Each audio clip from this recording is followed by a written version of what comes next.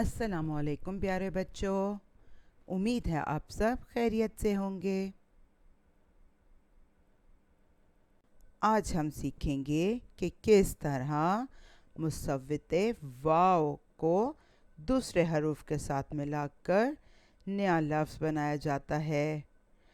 जब हम वाव को किसी हर्फ के बाद लिखते हैं तो इस हर्फ की आवाज़ बदल जाती है। आइए मिलकर पढ़ते हैं हरूफ तहज्जी और उनका वाव से मिलना।